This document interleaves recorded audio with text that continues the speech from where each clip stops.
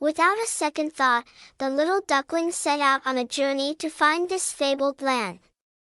He traveled across forests and mountains, through rivers and valleys, encountering all kinds of creatures along the way.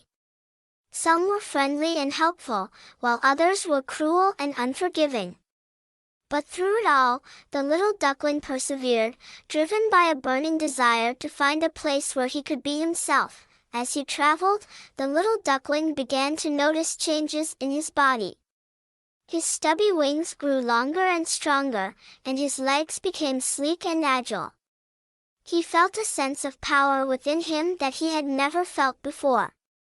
Despite this, he still felt like an outsider, unsure of where he belonged in this vast and wondrous world.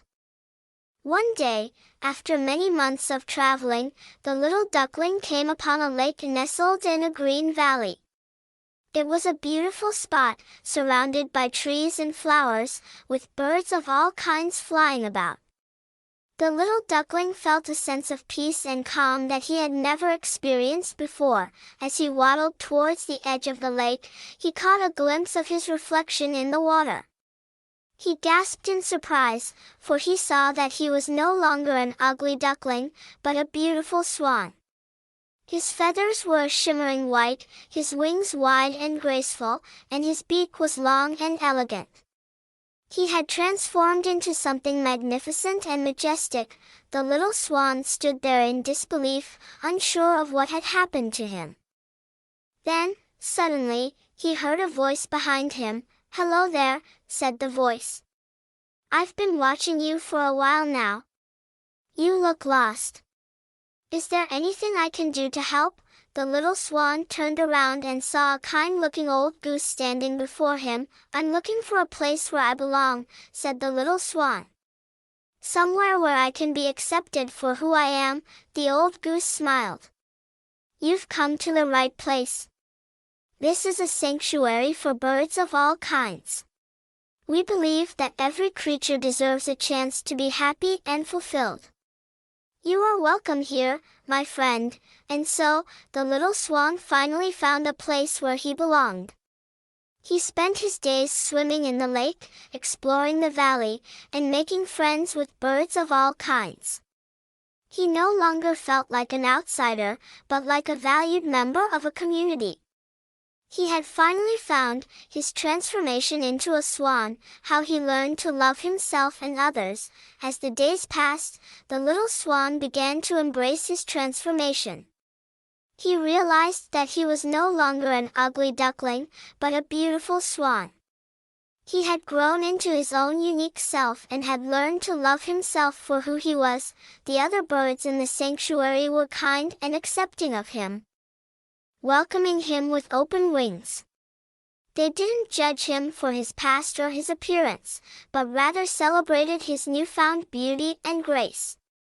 The little swan finally felt like he belonged, surrounded by friends who loved and supported him. He spent his days exploring the valley and playing with his new friends. He would fly over the mountains, dive into the lake, and bask in the warm sunshine. He felt free and alive, unburdened by the weight of his past. But despite his newfound happiness, the little swan still had moments of doubt and insecurity. He would often catch himself looking at his reflection in the lake, wondering if he truly belonged. He was afraid that his past as an ugly duckling would always define him, that he would never truly be accepted. One day, as he was swimming in the lake, he saw a group of ducklings playing on the shore. They reminded him of his past, of the time when he was an outcast and was teased for being different. He felt a pang of sadness and regret, wondering if he would ever be able to forgive them for what they had done to him. But then, something remarkable happened. One of the ducklings waddled up to him and looked up at him with wide, curious eyes. "Hi," said the duckling. "My name is Daisy. What's yours?" The little swan was taken aback. He had never expected a duckling to approach him, let alone be friendly towards him. "My name is Swan," he said hesitantly. "Nice to meet you, Daisy," Daisy smiled up at him. "You're really pretty," she said. "I wish I had feathers like yours." The little swan felt a surge of joy and gratitude. He realized that Daisy didn't see him as an ugly duckling or a beautiful swan, but rather as a friend. She didn't care about his past or his appearance, but rather saw him for who he was, and so, the little swan learned to love himself and others, to forgive his past and embrace his future. He realized that he was not defined by his appearance or his past, but rather by his inner beauty and strength. As he grew older, the little swan became a leader in the sanctuary, helping others who were lost or lonely. He would share his story of transformation and inspire others to embrace their own unique selves. And so, the little swan lived happily ever after, surrounded by friends who loved and accepted him for who he was. He had finally found a place where he belonged, a place where he could spread his wings and soar.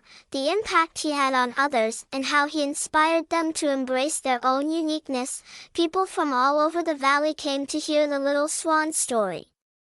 They were inspired by his courage and resilience, and how he had learned to love himself and others. They saw in him a reflection of their own struggles and insecurities, and how they too could learn to embrace their uniqueness and overcome their past. The little swan had become a symbol of hope and inspiration, a beacon of light in a world that could often be cruel and unforgiving. He had touched the hearts of so many, from the youngest ducklings to the oldest swans.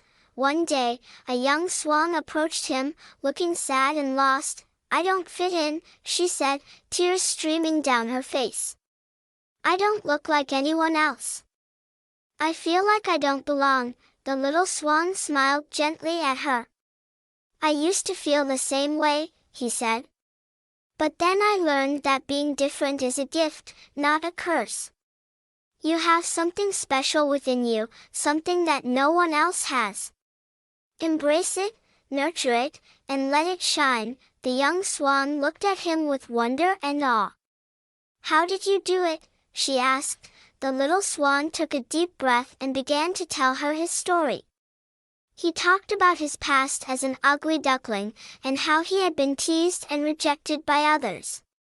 He talked about his transformation into a swan, and how he had learned to love himself and others. And he talked about how he had found a place where he belonged. A place where he could be himself without fear of judgment. The young swan listened intently, her eyes wide with wonder. She realized that the little swan had given her a precious gift, the gift of hope and inspiration. She felt a surge of courage and strength, and knew that she too could learn to love herself and embrace her uniqueness. And so, the little swan continued to inspire others, to spread his message of hope and courage throughout the valley.